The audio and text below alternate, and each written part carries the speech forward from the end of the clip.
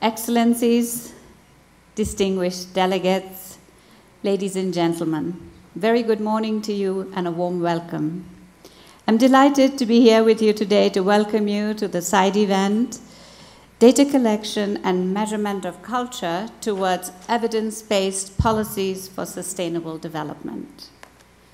I welcome also all the participants joining us online. This is a hybrid event. During this hour, we will focus on how collection of evidence and data for culture is essential to make visible the role and contribution of culture to sustainable development.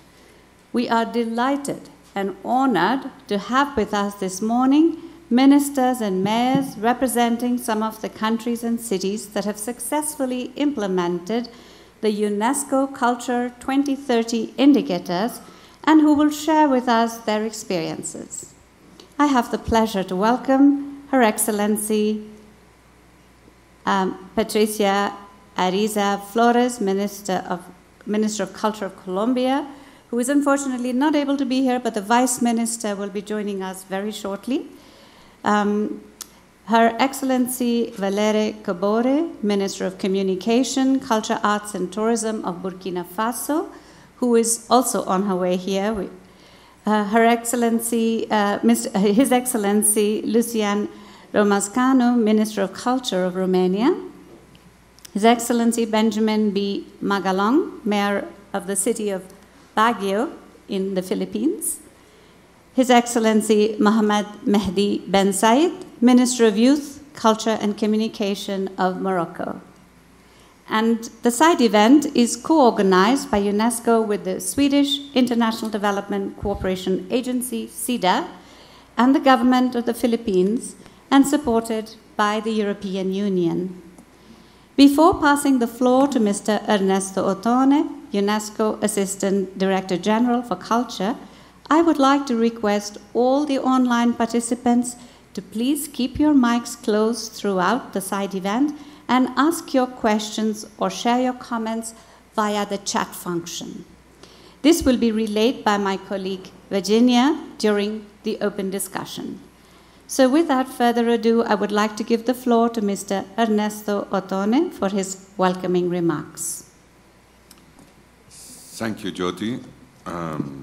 And I want to say that I will have to leave 5 minutes, and that's one of the most challenging moment for the Bureau.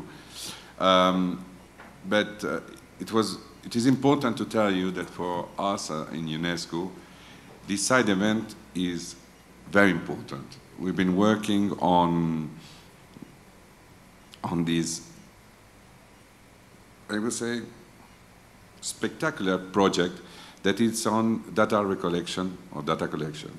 And I want to say that the indicators 2030 that Jyoti and many other people have been working since 3 or 4 years. Today we want to share the first results. I believe that one of the biggest and most important element of this project is that I believe that UNESCO had the vision to try to do a measurement between comparison between national and local cities. And as you know, UNESCO has the platform, a cities platform, where for us the principal instrument that we have is creative city and also historic cities that we are working in World Heritage. So, Excellencies, distinguished guests, delegates, ladies, gentlemen, it is our pleasure to welcome you to this side event on data collection and measurement of culture towards evidence-based policies for sustainable development.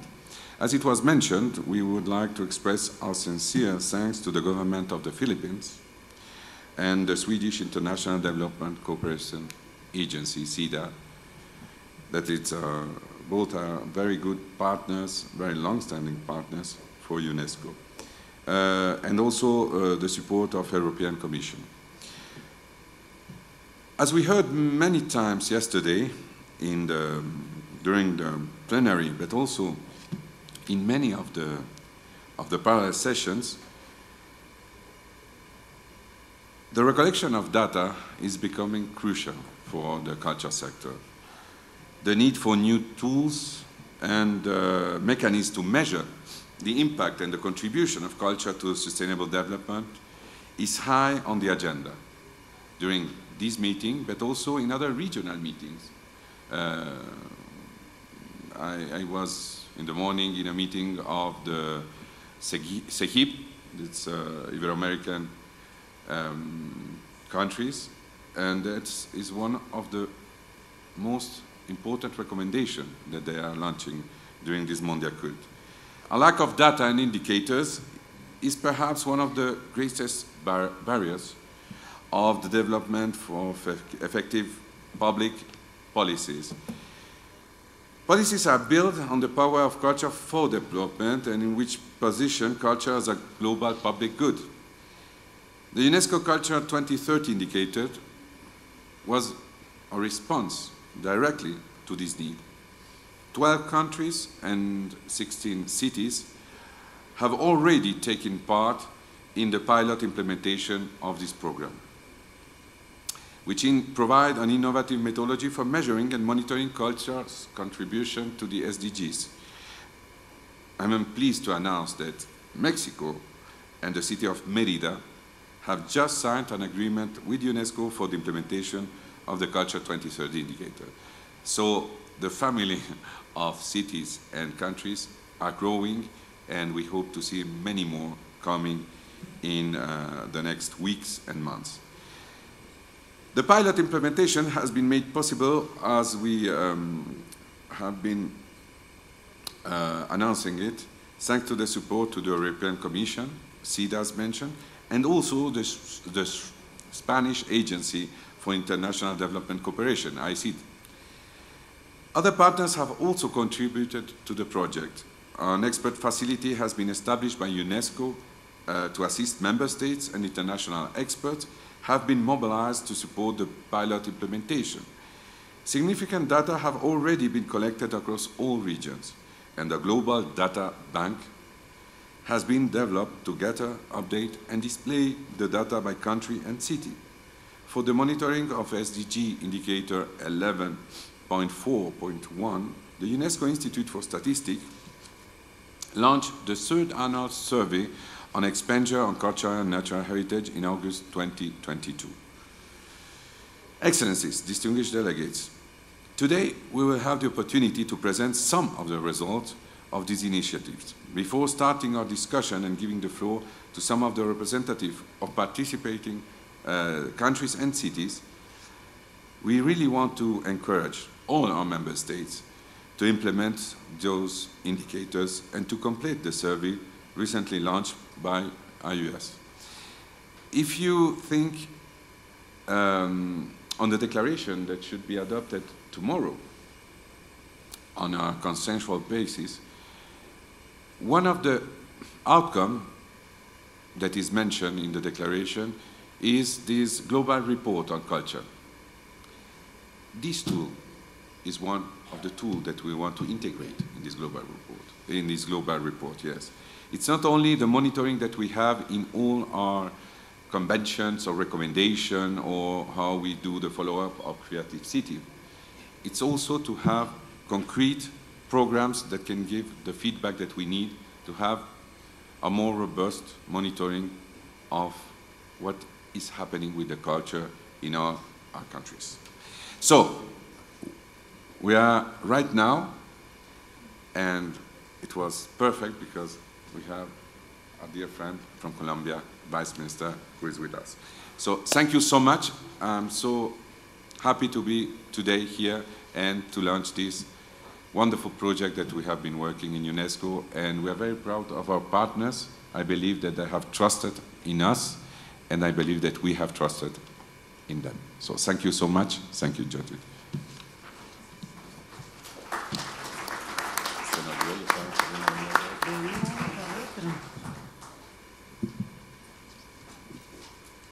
Thank you very much, Mr. Ottone, ADG Ottone. I would now like to invite His Excellency, Gautier Mignot, Ambassador of the European Union to Mexico. Thank you very much, Mrs. Director. Good morning, ladies and gentlemen. I'm very happy to welcome you all in this side event on behalf of the European Commission as a proud co-founder of this initiative on a topic that definitely requires more attention. The EU and its member states, what we call Team Europe, recognize culture as an enabler and driver of sustainable development in their policies. But as Subdirector General Ernesto Otone has just underlined, in addition to supporting cultural actors and sectors, evidence and data of culture's impact are much in need. Measuring the contribution of culture to sustainable development is important to show how culture plays its part for our planet. For this reason, the European Union supports the UNESCO's 2030 culture indicators alongside the Swedish International Development Cooperation Agency. And the project has been testing the indicators framework in several pilot countries and cities. And I will leave now the floor because I think we are all very keen to hear from the beneficiaries of the project how they've been using the indicators and how it has impacted how culture is seen locally. So special thanks to all our panelists for their participation and to you all for your presence. Thank you.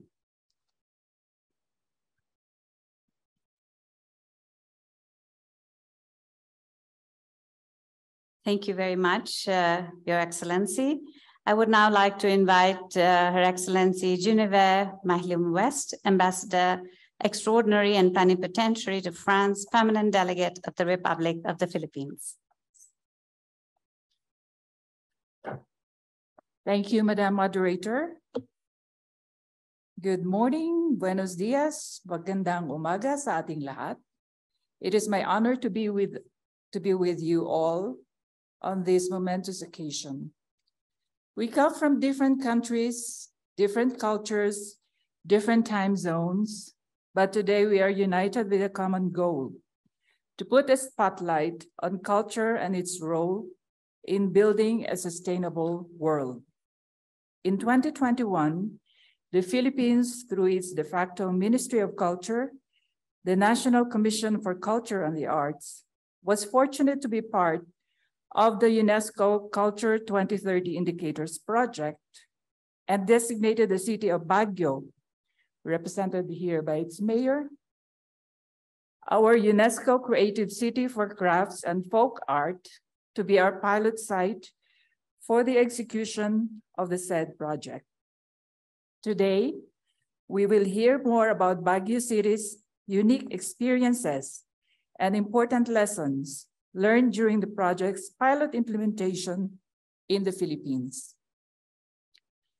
We also look forward to hearing the best practices of our colleagues from Colombia, Burkina Faso, Romania, and Morocco, and possibly the varying perspectives of our countries on creating evidence-based policies for sustainable development.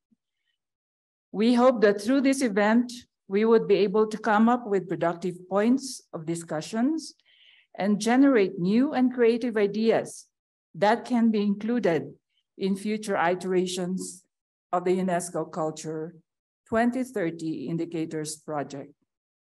Thank you all, the organizers, for bringing us all together today. Maraming salamat po. Muchas gracias. Thank you.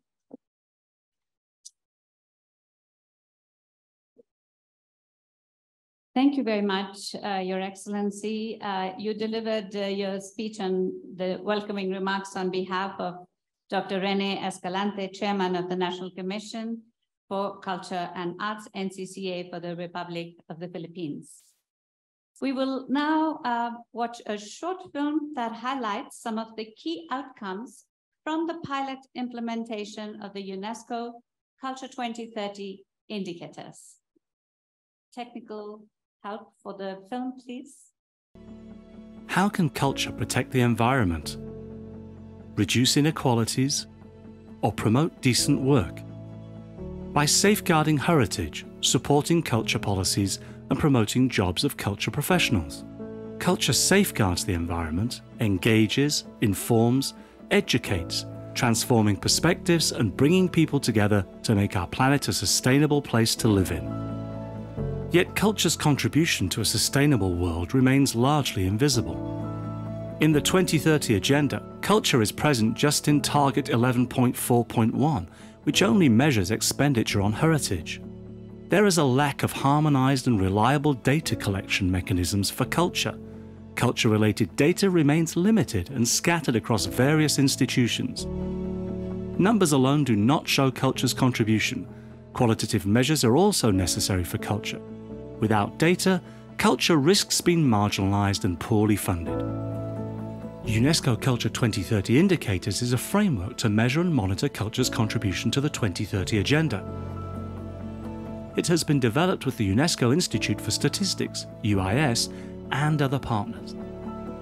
It provides 22 indicators grouped in 4 thematic dimensions: environment and resilience, prosperity and livelihoods, knowledge and skills, inclusion and participation. Each dimension is linked to the Sustainable Development Goals and UNESCO Culture Conventions. SDG 5 on gender equality and SDG 17 on partnerships are cross-cutting across the dimensions. Additional indicators are also under development to measure culture's contribution to SDG 16 on peace building.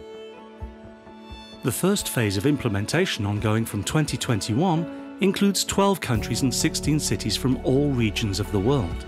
What did the UNESCO Culture 2030 indicators reveal? Let's have a look at some implementation outcomes.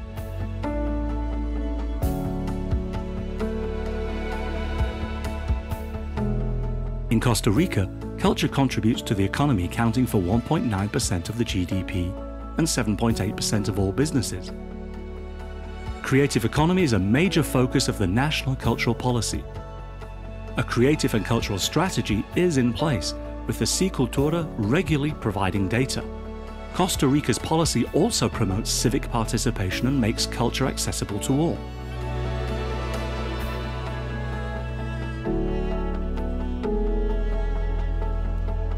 Implementation showed the transversal role that artisanal crafts play in Morocco's path to sustainable development. Crafts are an important asset of the country's heritage. A national strategy with a vision to 2030 is in place to preserve and promote Moroccan crafts. Crafts contribute to 5% of total employment and to about 90% of all cultural employment.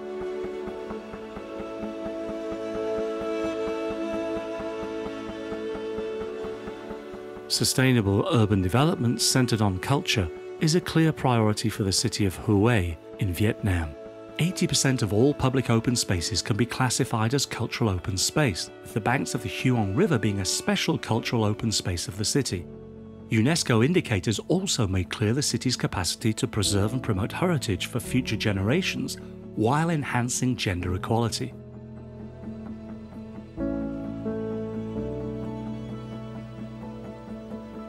Social inclusion in Burkina Faso is remarkably high. 95.8% of citizens are open and willing to have a neighbour of a different race, nationality or religion. In Burkina Faso, culture also directly contributes to the economy, counting for 3.3% of the GDP and 149,911 jobs in 2019. This is more than 3% of total employment.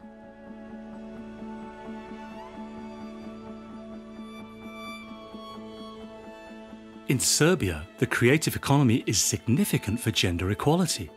Cultural occupations count for 6.8% of total employment, of which 56% are women. The culture sector employs 8.1% of the total working women versus 5.3% for men. Urban implementation in the city of Leskovac stands out for its high number of cultural institutions in a single Serbian city, active both in urban and rural areas.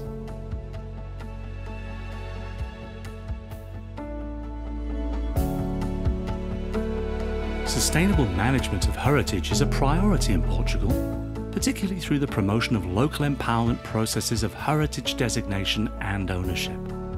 Major heritage sites directly involve the local communities through policy and educational tools, such as the Opinion Council of the Cultural Landscape of Sintra.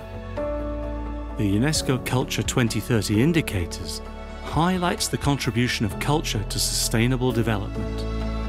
The framework advances participatory and inclusive approaches to policy making, with a particular focus on gender equality by ensuring sex disaggregated data. By adopting the framework, countries and cities will benefit from UNESCO's expertise and capacity building on cultural data, receive support for evidence-based policies and actions on culture and development, and contribute to UNESCO's global dataset on culture. How can you make culture count? Contact UNESCO to help you implement the Culture 2030 indicators. Explore the databank to discover results and find inspiration for your policies and actions.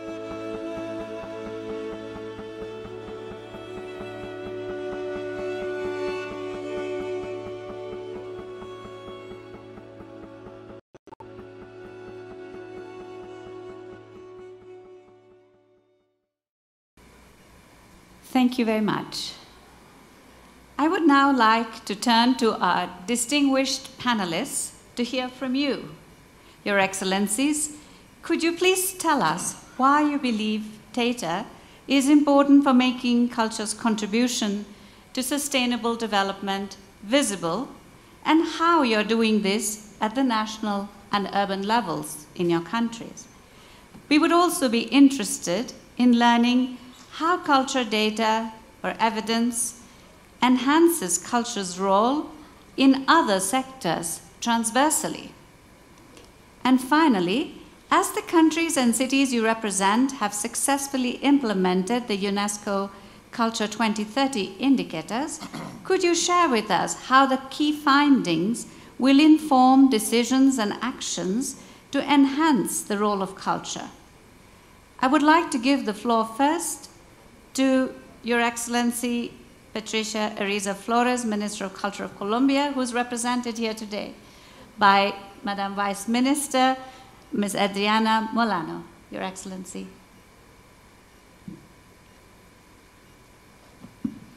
Muchísimas gracias. Primero, esto está muy alto, ¿no? Bueno. Primero dar un saludo y un agradecimiento a la UNESCO por esta invitación y por la participación en este proyecto, así como a Elsa Elin, especialista del programa de la Agencia Sueca de Cooperación Internacional para el Desarrollo, y a René Escalante, jefe de la Comisión Nacional para la Cultura y las Artes. En nombre de la ministra de Cultura, Patricia Ariza, quien se tuvo que ya retirar y viajar de regreso a Colombia, y del presidente Gustavo Petro, vamos a hacer una presentación no solamente de la experiencia que tuvimos, sino traer nuevas preguntas al debate de lo que continúa para generar quizás un indicador específico para cultura. Entonces, lo primero, el proceso y el proyecto que hicimos en Colombia efectivamente representó un impulso considerable en la formulación y fortalecimiento de las líneas de política que posicionan a la cultura como un pilar del desarrollo y de la cohesión social. Y por otro, nos permitió generar una discusión y un debate diferente, intersectorial, con los distintos sectores que tienen que ver con la cultura en Colombia. Y eso no solamente tiene un impacto en las políticas culturales, sino también en el posicionamiento de la cultura, en su rol determinante y de alguna manera en el presupuesto. Si bien todos tenemos la dificultad del presupuesto, vamos entendiendo que ese rol de la cultura en relación con la agricultura, con la salud, con la educación, con el medio ambiente, tiene otras maneras de tener presupuestos de una manera transversal y de que se vaya comprendiendo cada vez más la noción de cultura, sobre todo la noción actual de cultura, que se ha ampliado muchísimo en los últimos 20 años y que ya no solamente se habla desde las artes, desde el patrimonio, sino también desde los saberes. Este proyecto también nos permitió ver las fortalezas que puede tener las políticas culturales en Colombia, así como las debilidades. Fue un ejercicio que se hizo de la mano de la Secretaría de Cultura de Bogotá, pero también de muchas otras entidades territoriales descentralizadas en el país, y que nos permitió además generar un observatorio de datos, un observatorio de políticas culturales, desde donde hemos podido conocer, analizar diferentes datos. Digamos que lo más importante relacionado con los ODS nos permitió fortalecer la promoción de la cultura, proporcionar datos verificables para fomentar las políticas y las acciones, y contribuir de la manera transversal a las dimensiones sociales, ambientales y económicas. Y también nos permitió una base de conocimientos para la toma de acciones a nivel local y nacional. Respecto a la dimensión del medio ambiente y la resiliencia, nos permitió trabajar en dos vías. El primero, respecto al patrimonio cultural y al gasto público que se hace para la protección del patrimonio, sobre todo material, mueble e inmueble. También nos permitió dimensionar, conocer la cantidad de equipamientos culturales y cómo eso beneficia la calidad de vida en los distintos territorios. Y por otro lado, desde el tema de los saberes y los conocimientos tradicionales, nos permitió empezar a medir cómo estos conocimientos tradicionales de pueblos indígenas, afrodescendientes e incluso gitanos que hay en Colombia aportan a la conservación de la biodiversidad, y cómo este ha sido un factor invisible y que muchas veces al contrario ha sido marginado, y que las comunidades han resistido y han conservado muchos de nuestros territorios, de nuestras reservas, sin ni siquiera un apoyo del Estado. Por otro lado, en la dimensión de prosperidad y medios de vida, y como lo ha venido diciendo la ministra en todas sus intervenciones, Colombia tiene una larga, importante experiencia en procesos de cultura de paz. Y esta es una de las dificultades que tenemos: cómo podemos empezar a medir el aporte que hace la cultura a los procesos de paz en un país como Colombia, que esperamos logre superar un conflicto de más de 70 años. Cómo desde los territorios, cómo desde pequeños proyectos, cómo desde volver a retejer el tejido social. Y ahí quiero hacer un ejemplo muy pequeño, si bien por el tiempo. Desafortunadamente en Colombia nos medimos muchísimas veces por las diferentes masacres que ha habido en el territorio, y hemos empezado a ver cómo la guerra y el conflicto armado supo muy inteligentemente cómo romper el tejido social, prohibiendo los ritos o prohibiendo las prácticas culturales de las comunidades. En este caso es una comunidad afrodescendiente que tuvo una de las masacres más importantes, de más de 50 personas en el pueblo, y los actores de la guerra les prohibieron hacer sus rituales fúnebres. Los rituales fúnebres para las comunidades afrodescendientes de Colombia son determinantes de su identidad, porque han sido la manera de resiliencia y de sobrevivencia en el territorio. Entonces, cuando empezamos a trabajar para retejer ese tejido social, para fortalecer eso que estuvo roto, lo que ellos pidieron fue volver a cantar y permitirles cantar sus rituales fúnebres a los muertos, así hubiese sido hacía 50 años. Eso permitió una sanación colectiva, una cohesión social y una superación de alguna manera de la tragedia y del conflicto que habían vivido. Este es uno de los ejemplos que quise dar para entender esa relación entre los indicadores, la cultura y la relación con prosperidad y medios de vida. Por último, dentro de la dimensión de la inclusión y participación cultural, pudimos medir y pudimos ver la importancia de la soberanía y de la gobernanza cultural desde los procesos participativos de las mismas comunidades que definan su destino. Si ya tengo que terminar, simplemente quería traer un mensaje de la ministra. Yo creo que fue muy importante para Colombia, y lógicamente que tenemos los informes para compartir con todos ustedes, Fue muy importante para la transversalidad y para hacernos, como dije al principio, reconocer en los distintos sectores. Sin embargo, si nosotros, como en esta reunión, estamos planteándonos y discutiendo si vamos a tener un solo ODS relacionado con cultura, creo que el debate debe iniciar en este momento, tanto a nivel conceptual como a nivel de indicadores de qué es lo que cuál es el aporte de la cultura al desarrollo sostenible, qué es lo que nosotros queremos más allá de los datos, más allá de la economía y de la relación con cultura, más allá de los empleos, qué es lo que nosotros le aportamos al desarrollo sostenible. En los territorios uno ve cómo la cultura es integral, es una sola, pero que está relacionado con todos los sectores. Entonces yo creo que nos vamos a encontrar en un debate a largo plazo y a mediano plazo importante. Y si bien todo este ejercicio nos apoyó y nos ayudó a generar todos estos datos, siguen habiendo muchos intangibles en los indicadores de cultura. Y en ese sentido nos preguntamos con la señora ministra, ¿cómo vamos a medir lo intangible, lo espiritual y lo sagrado? Porque la cultura siempre tiene relación con lo espiritual y lo sagrado. Y ahí un cuento chiquitico, rapidísimo, de un proceso que hicimos en la Sierra Nevada de Santa Marta, que ahora va a ser declarado su sistema de conocimiento. Yo llegué a explicarles que íbamos a hacer algo de patrimonio vivo, ellos se fueron a estudiar, a mambiar, y llegaron y dijeron, pero por fin ustedes los occidentales y el Estado entendió que lo intangible, que lo espiritual es el fundamento de la cultura. Se demoraron 200 años, pero bueno, ya llegaron afortunadamente y ya estamos en la misma conversación. Entonces, ¿cómo vamos a medir ese intangible? ¿Cómo vamos a medir el papel y el poder transformador del arte? Que es uno de los mensajes que ha traído la ministra. Se nos está olvidando de tanto hablar de números y de economía, del papel transformador. Y por el otro lado, ¿cómo vamos a medir la garantía de los derechos culturales para que las comunidades vivan y pervivan en los territorios?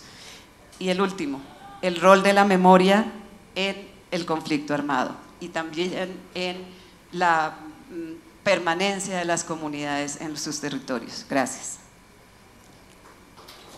Thank you.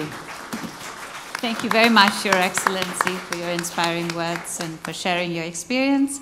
I now turn to Your Excellency Valérie Cabore, Minister of Communication, Culture, Arts and Tourism, Culture of Burkina Faso. Madame. Ok, je vous remercie. Je voudrais d'abord m'excuser parce que nous avons eu des problèmes dans le transport. Voilà, ce qui m'a fait prendre du retard à l'arrivée.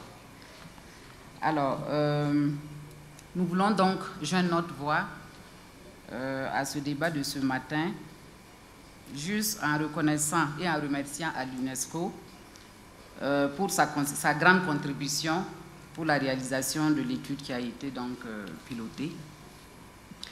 Et nous voulons, dans un second temps, reconnaître la qualité des conclusions de l'étude qui reflètent les grands traits de la réalité du secteur et surtout qui confirment les tendances d'évolution récentes du secteur culturel au niveau national. Et nous voulons faire quelques commentaires sur les priorités de la transition parce que le pays est en guerre et vous savez que depuis 7 mois, il y a un gouvernement militaire qui dirige le Burkina et c'est à ce titre que notre département a été créé pour joindre la communication, la culture, les arts et le tourisme parce que je pense que la transition, c'est qu'en s'appuyant sur la communication et la culture, le pays peut régler beaucoup, à certains niveaux, ses contradictions.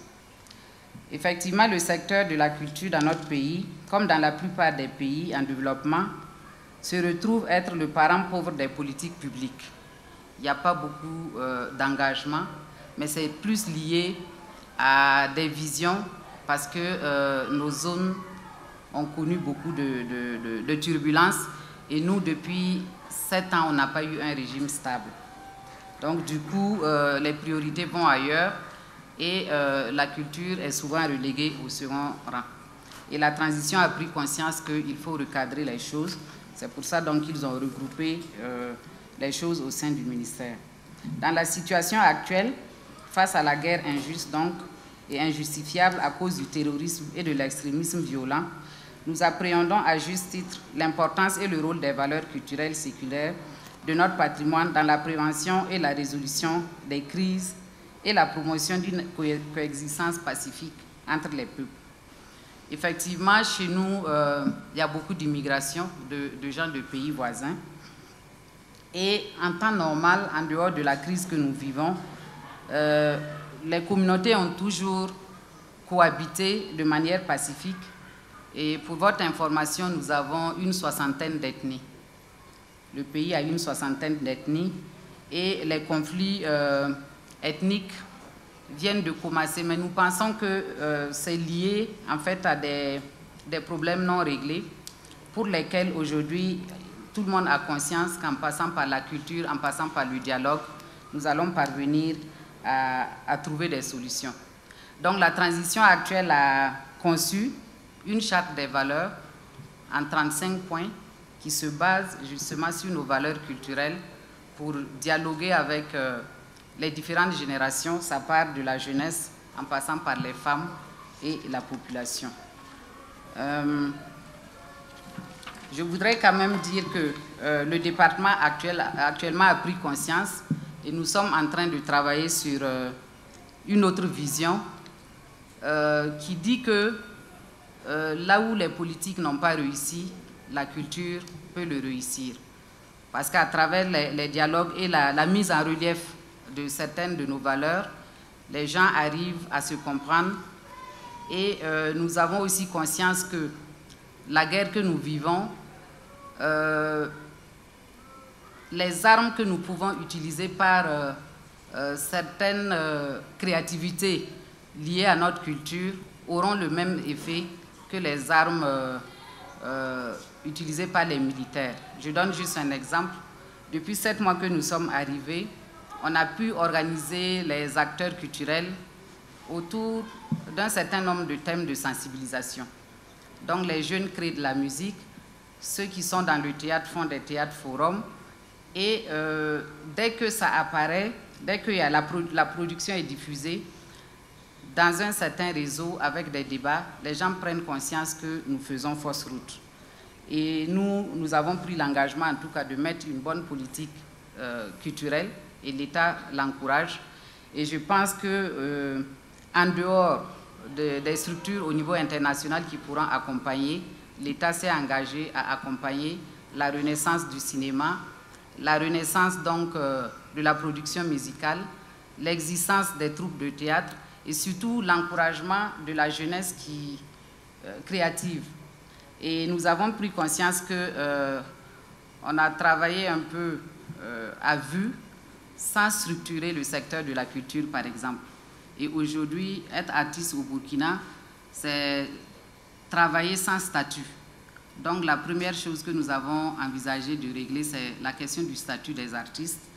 Et une fois qu'ils seront stabilisés, l'État va trouver des moyens avec ses partenaires justement pour encourager et structurer le secteur pour permettre à ces jeunes de pouvoir vivre de leurs arts.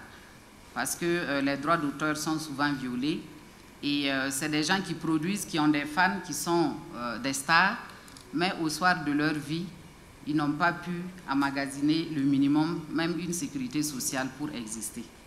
Donc, je suppose qu'on aura des questions sur lesquelles je pourrais revenir, mais nous travaillons en tout cas à prendre des projets de loi pour structurer le secteur et c'est une prise de conscience actuelle qui va, à mon avis, se poursuivre parce que les termes de référence sont venus de cette transition qui a pris conscience qu'il faut refonder l'État dans toutes ses dimensions, mais en s'appuyant essentiellement sur la culture.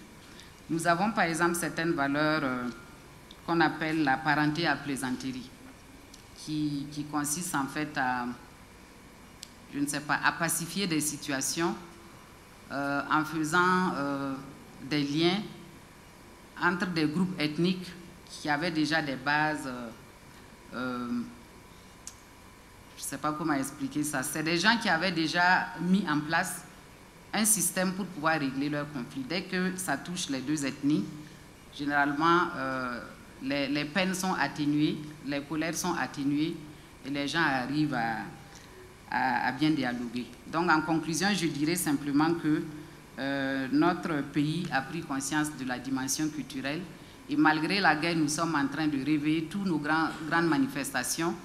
La Semaine nationale de la culture, qui est une manifestation culturelle qui se déroule sur 7 jours et qui prend en compte la diversité culturelle de nos 13 régions.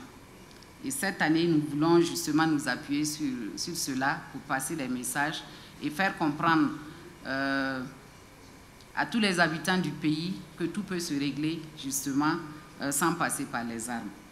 Et nous avons aussi le Festival panafricain du cinéma de Ouagadougou, qui est un festival qui existe depuis 50 ans.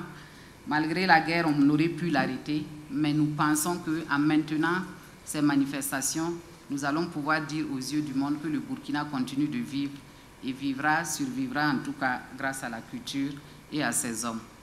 Voilà, c'est ce que je voulais donner comme témoignage en attendant qu'on revienne un peu sur les questions s'il y a lieu. Je vous remercie.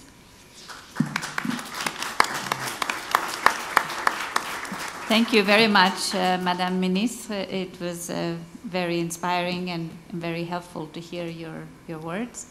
I move now to Your Excellency Lucian Romascanu, Minister of Culture of Romania. Sir, the floor is yours. Thank you. Thank you very much, Ms. Hosagrahar. I hope I pronounce it well. Perfectly. Thank you for giving me the occasion to address you some words.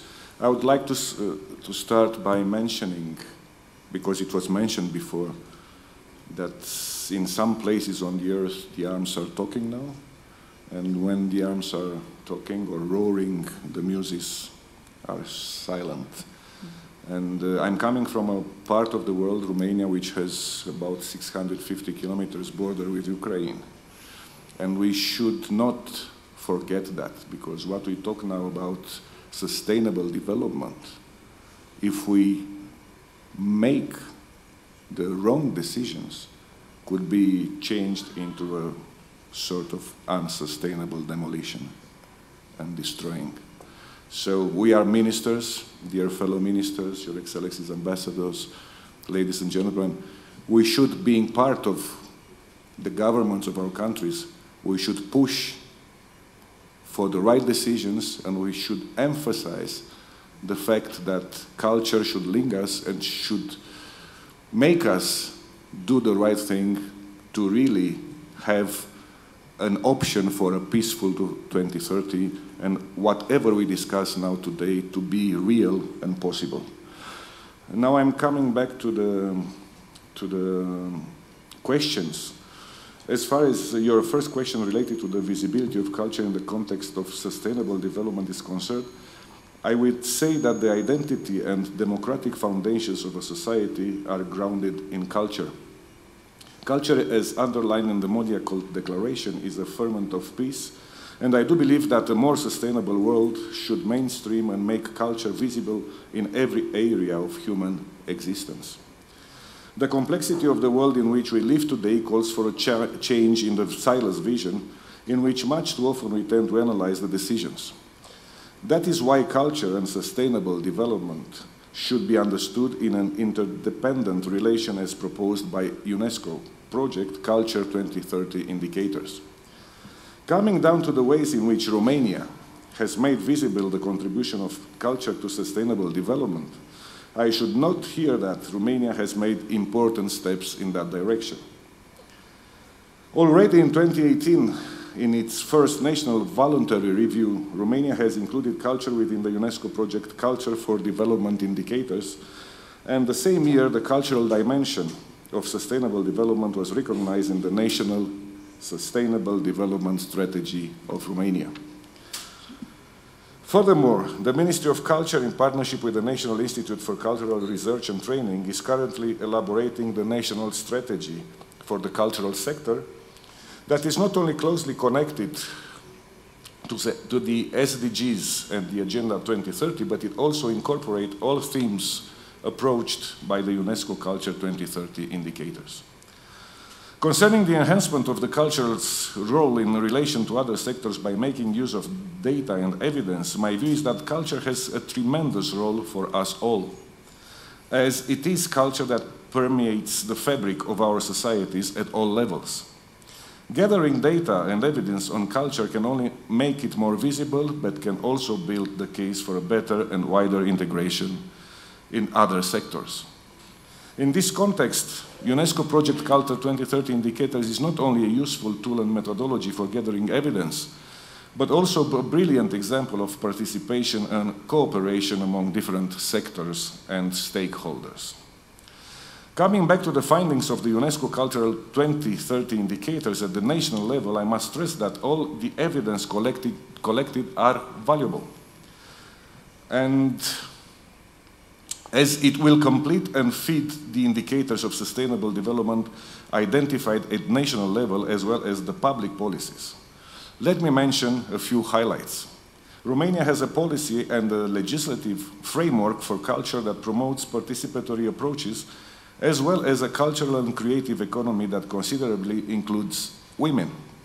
On this last point, allow me to provide you some concrete numbers. Our findings indicates that cultural employment in Romania represents 5.1% of the total employment.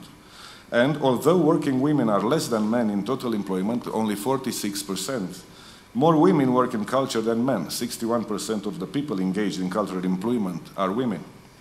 The implementation process revealed an excellent data collection capacity, particularly in the field of cultural participation, where the data was provided for all types of cultural participation activities and was disaggregated by gender, education, and income groups. We noted, for instance, that in 2021, 90.4% of the population made use of the internet for cultural purposes, a clear sign that the democratization effect of the web over cultural consumption. However, cultural participation in outdoor activities went drastically down in 2020, especially in performance venues in museums because of COVID-19. These few examples illustrate the findings that will be considered in the Romanian National Strategy for the Cultural Sector that we have been drafting and will define the future public policies in the cultural sector. Thank you very much. Thank you. Thank you very much, Your Excellency. It was very helpful also to hear some of the examples of data. I now request Your Excellency Benjamin B. Magalong, Mayor of the City of Baguio, for your words. Thank you, Ms. Josie. Buenos dias a todos. Let me first express our profound thanks to the UNESCO World Conference on Cultural Practices and Sustainable Development for bringing us all together. And before I proceed, let me just give you some highlights about my city. The city is about 57 square kilometers up in northern Philippines. It has about 17 cultural tribes. It was designed for 25,000 people. Now we're about 378,000. 60% of our population are IPs, or indigenous people, with different traditions. It's always a challenge to bring them to harmony, to unify them, considering the fact that they come from different tribes. We are the first city in the entire country that's now vying for a smart city status. We started our smart city platform in 2021, and we're hoping that to become a smart city by 2025. And with this platform, we'll be able to gather data on a daily level on our environment, on our cultural heritage, on our communities, on governance as well, on economy, on traffic management, on other aspects of governance. In the same manner that we have also embarked on a $45 million, almost $1 million project that is a community-based management system that allows us to collect all this data about a community, especially on our indigenous people. It is amidst this context that we have decided to accept this challenge to sustain and implement the UNESCO Cultural 2030 Indicators. Let me show you our presentation. The implementation of these indicators is valuable the city of Baguio, in the sense that it raised awareness on culture and its contributions to local socio-economic development and the UN Sustainable Development Goals. Made local stakeholders recognize the need to develop an instrument to capture cultural indicators and to monitor these indicators. Highlighted the need to systematically record, document the daily operations of cultural establishments in the city, and I'm referring to visitors' gender, age, socioeconomic status, and others. Measured the accomplishment of the city of Baguio as a UNESCO creative city, established linkages with various local, national, and international organizations and institutions and agencies as well, and made Baguio leaders and constituents proud to share their lessons as a pilot area of the UNESCO Cultural 2030 indicators to the rest of the world. However, this endeavor made us realize that to address several gaps in domains of environment and resilience, prosperity and livelihood, and finally knowledge and skills. So allow me to share with you some of our ways forward and our commitments. We will enact city legislations on heritage conservation and management based on Heritage Management Plan, crafted to introduce heritage protectionist policies as part of a cultural enhancement program. That's the reason why we're pursuing a digital twin project that allows us to basically create a three-dimensional model of the entire city of Baguio, wherein we will be able to account each and every structure, especially on cultural heritage. We will also identify and declare other public spaces as heritage protected sites for our people to enjoy and encourage public learning of cultural practices, living in harmony with other traditional norms. We recognize the economic opportunities of cultural practices. Thus, we see the need to capture cultural contribution to the local economy, measure its growth, and provide institutional support to broaden its acceptance and patronage. Economic opportunities are given to our craftsmen, artists, and artisans during our weekly Session Road Sunday Showcase, where they can sell their arts right in the heart of the city. And this is a classic case of creative economy. Moreover, we have the Mondiacult Quito, a yearly art fair that coincides with our Creative City Art Festival. They deserve all the encouragement that they can draw from both the public and private stakeholders. We recognize the worthy need for Baguio's youth to broaden further their inclinations towards skills training and mastery of craft and arts development. As the future gets nearer, our youth shall be policy recognize our strength, government support for their needs, equipping them with mindset viably open for craftsmanship, capacity building. One of the challenges that we are facing in the city of Baguio, because of this tribal cultural tradition, elders are only allowed to give decisions. And we are now challenging the status quo. And we're challenging the youth to come up in the open and state their case, telling the youth that leadership and age should not be a factor in leadership. We have recently just opened our Harvest Creative Community Hub, and this hub shall serve as a center to harvest talents, incubate innovations, especially coming from the youth, create ideas, broaden design competitiveness, teach small business processes to craft makers, artists, and artisans, provide linkage to economic opportunities, propelling the city and the Cordilleras to prosper within the creative industries while preserving our heritage, culture, our values, and our identity. And so in closing, it is often said that culture and creativity expands in areas beyond borders. Much of Baguio's cultural properties have been flourished through decades of practices from generations handed down to the next. In more ways than one, Baguio is well-grounded to set the pace across its landscape for creativity to remain the driving force in flourishing our rich cultural heritage. After all, creations are meant to uplift our people, no doubt, crafted for the world to see, for residents to be proud of, for our visitors to know that here in the north, the Philippines stands a city like no other, there will never be a time for us to lose momentum. And we are now hoping to create a network of good governance beyond politics, that we are strongly advocating in the city of Baguio, hoping that we will become some sort of a COVID-19 virus, infecting other local government units, infecting other local chief executives. The true enough, good governance really works in a creative world. We have the best that creativity can harness: a rejuvenating environment, an enriching heritage of culture and arts, and a thriving resilience that no external viral force can ever dampen or dissipate. Maraming salamat po sa inyo lahat. Mabuhay. Thank you very much. Thank you very much, Your Excellency.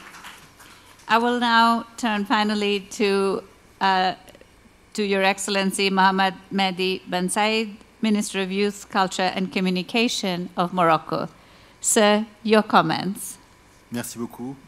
Excellences, Mesdames et Messieurs, je vais mettre là, ça va être plus simple.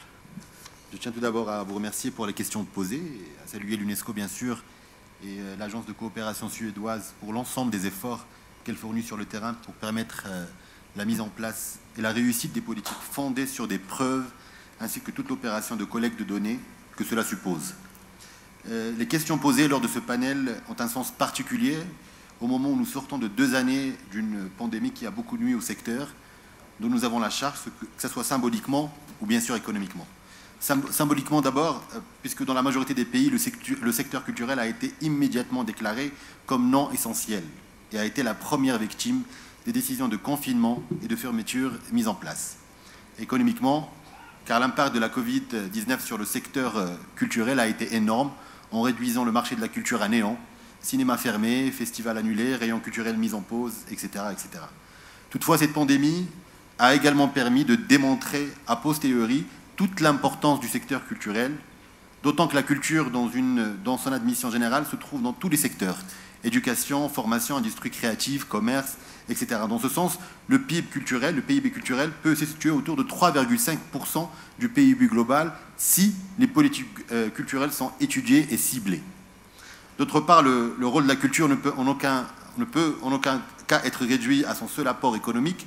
Les années qui viennent de passer nous l'ont démontré. L'activité culturelle est très importante en ce qu'elle participe à renforcer le lien social et au maintien d'une cohésion au sein de nos sociétés. Au Royaume du Maroc, les politiques culturelles s'inscrivent pleinement dans les objectifs de développement durable, dans la mesure où elles sont un impératif historique. Pays à l'histoire millénaire, nous avons la chance de jouir d'une diversité culturelle aux multiples confluents: amazigh, andalou, arabe, hébraïque et subsaharien.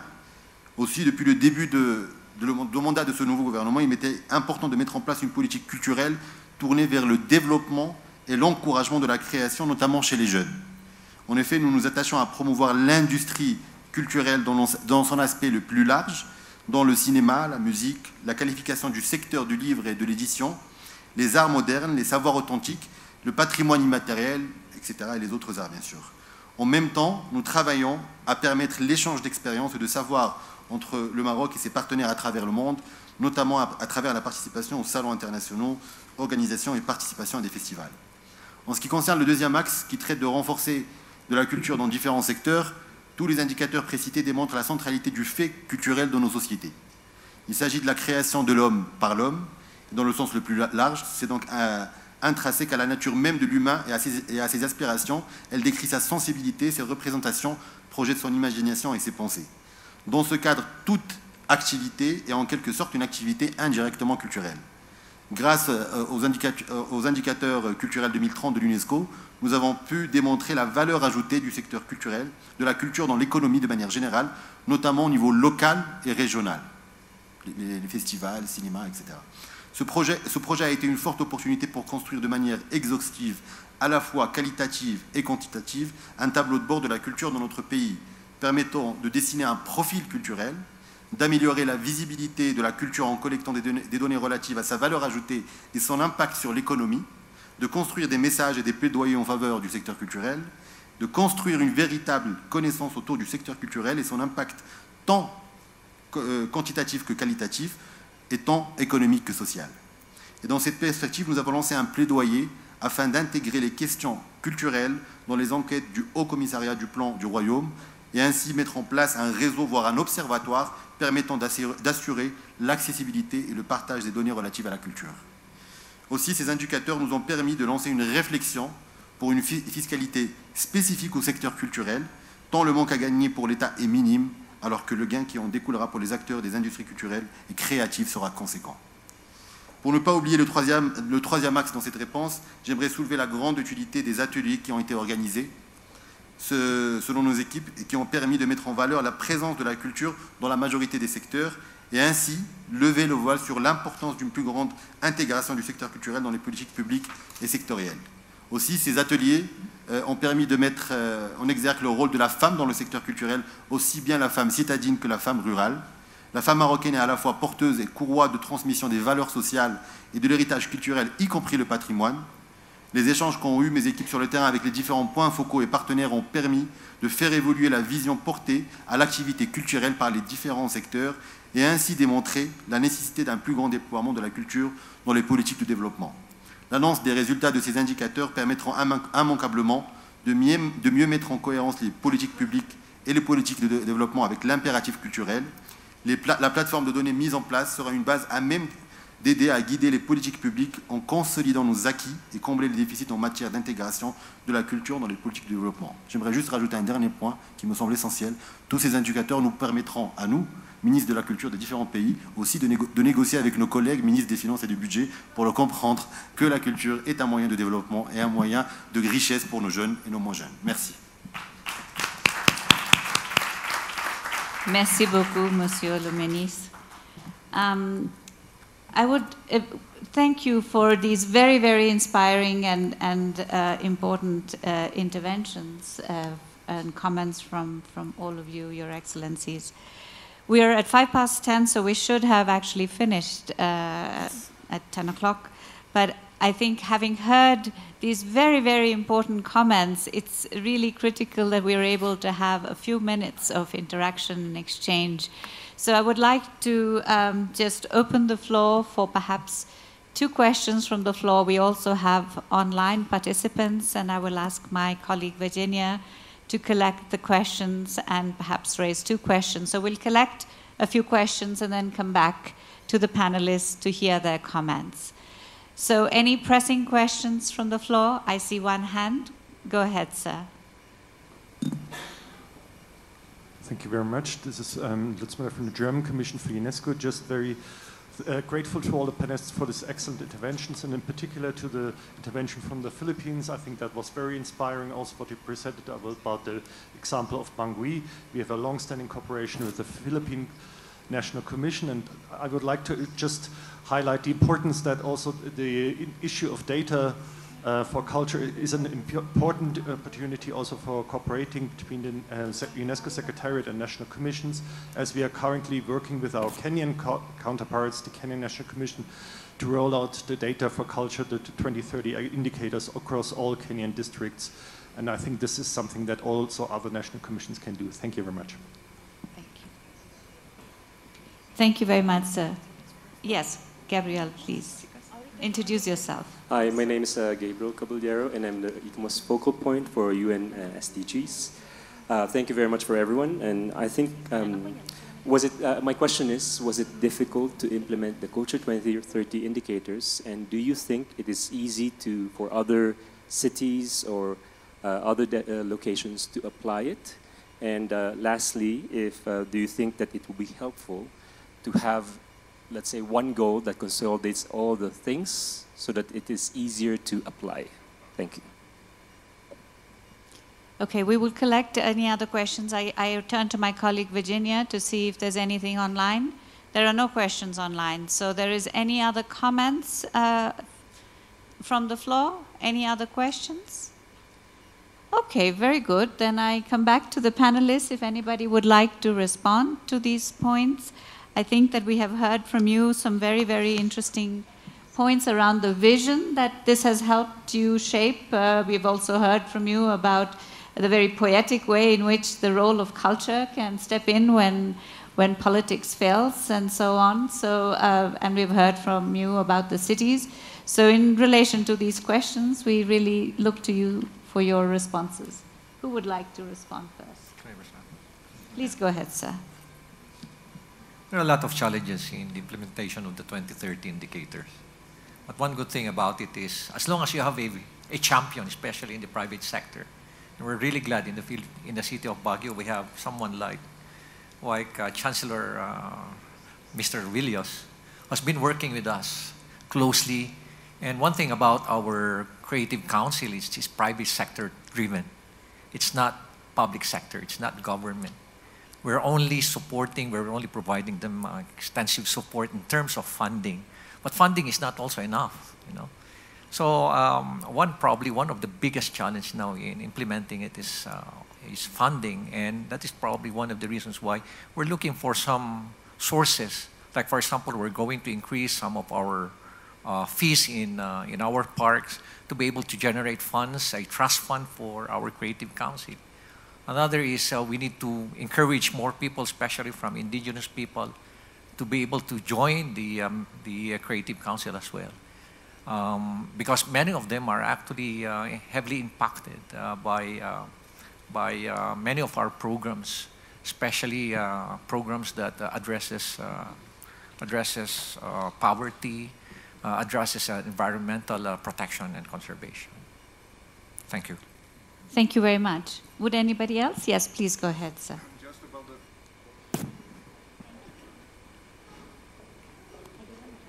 I think your microphone. Microphone, please, technicians. Thank you. No microphone wants to help.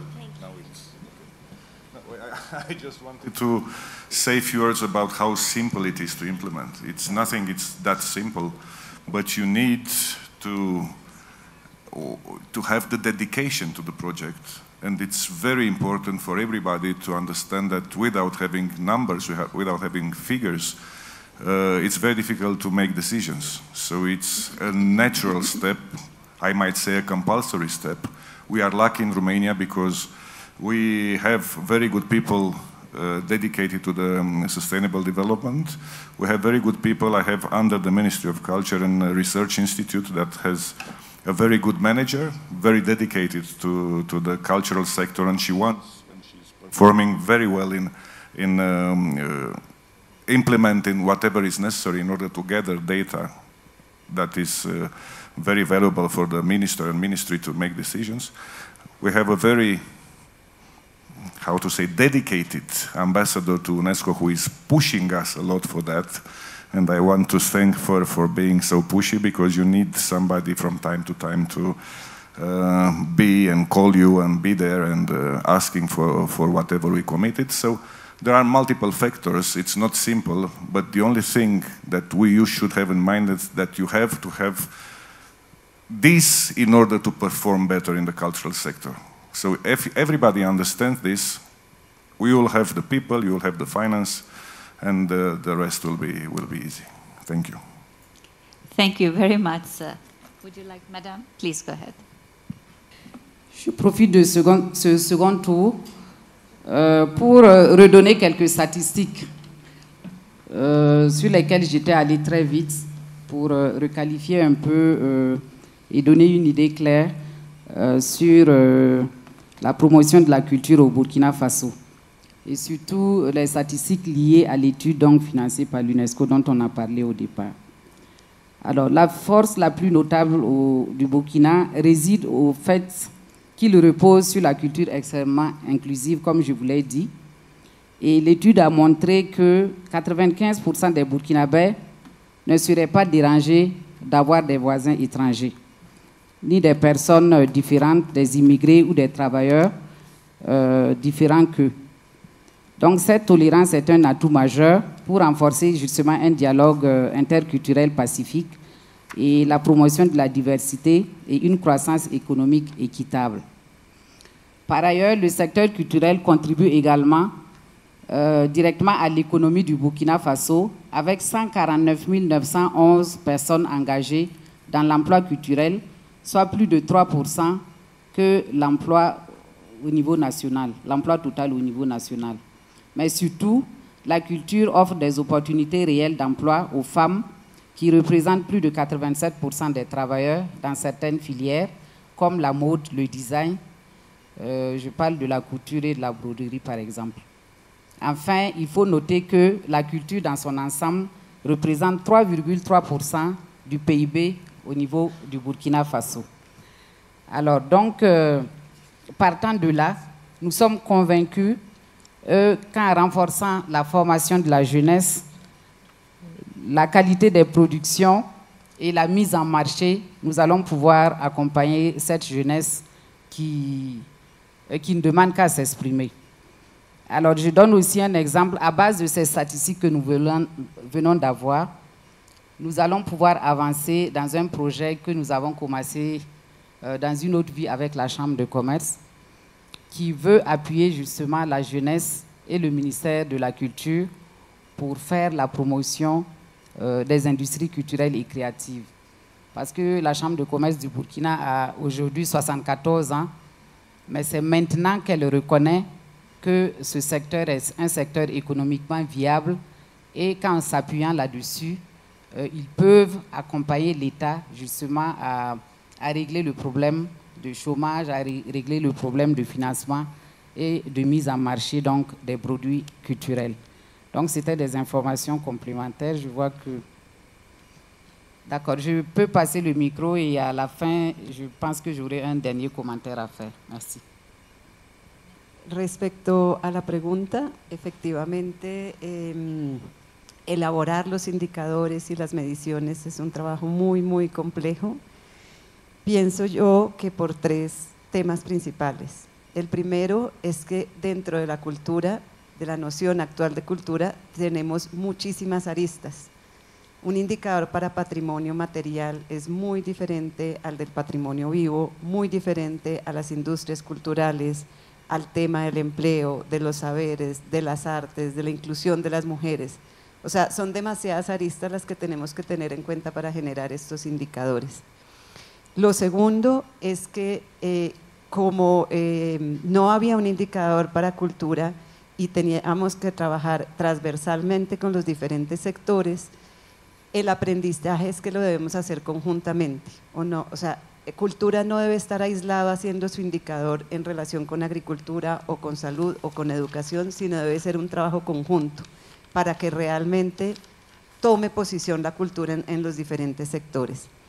Y lo tercero, y creo que todos compartimos en el panel, en nuestros países multiculturales, la elaboración de indicadores debería pasar por procesos participativos donde las distintas comunidades o pueblos que tienen una forma diferente de entender el desarrollo, de entenderlo desde, en Colombia se le dice ahora vivir sabroso, desde la mejoría de calidad de vida, para cada una de estas comunidades el desarrollo es diferente. Y creo que ese es uno de los grandes desafíos, cómo generamos indicadores que recojan realmente la noción de desarrollo para los distintos pueblos originarios. Thank you very much. Yes, absolutely. We are very grateful for these successful implementation of the Culture 2030 indicators, because it allows us also to learn from these experiences and refine the methodology as we go forward. So I want to thank again the excellent panelists for your interventions, for sharing your experiences. And I want to turn now to Ms. Elsa Helen of CEDA, who will be connecting online for her remarks, for her closing remarks. So I want to thank you again, and many, many thanks to the excellent panelists and to all of you for having joined us. Ms. Elsa Helen, please. Thank you so much, Jyoti. I'm joining from Stockholm, so I will say good evening to you all, ladies and gentlemen, esteemed participants. It is very inspiring to be here today and to listen to the results that have come from the project Culture 2030 Indicators. I represent CEDA, the Swedish International Development Cooperation Agency that has funded the project together with the European Commission. So why fund a project that aims to measure something as difficult to measure as culture and culture's role in the progress towards Sustainable Development Goals, Agenda 2030? Well, the key element to making good policies is, of course, to have fact-based information to support assessments and decisions. Fact-based data is key to anything you want to accomplish and to get right. And UNESCO is a very important partner to SIDA. And when it comes to normative dialogue and policy making, we regard UNESCO as the backbone in our portfolio. And also, of course, when it comes to knowledge building and research, UNESCO is more relevant than ever when many global trends show the increase of disinformation. We have heard here today about the work and experiences that have come out of the project, and it's impressive to hear about your inclusive process where you have created platforms, dialogue and cooperation between government, civil society, youth organizations, research institutions, and private sector.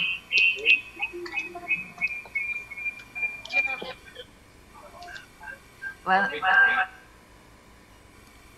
such a diversity and inclusion, combined with a search for good evidence and fact-based data, is instrumental to creating good cultural policies. And speaking as part of Team Europe, I am very proud to see the cross-cutting approach of this project and the highlighting of shared European and Swedish priorities such as gender equality, environment and climate, sustainability, and also freedom of artistic expression. And we believe that the work by UNESCO on the 2030 culture indicators that is supported by Sweden and the European Union is indeed a step in the right direction. And in the future, we would like to see an even stronger link with the development and implementation of cultural policies. We hope the indicators will help pave the way for inclusive cultural sectors whose contribution to sustainable development is globally recognized. And the European Union and Sweden will continue supporting the work on indicators in the coming years. Culture and cultural policies, as well as the Sustainable Development Goals and Agenda 2030, are global issues and need international cooperation. We are better and stronger together. Thank you for listening.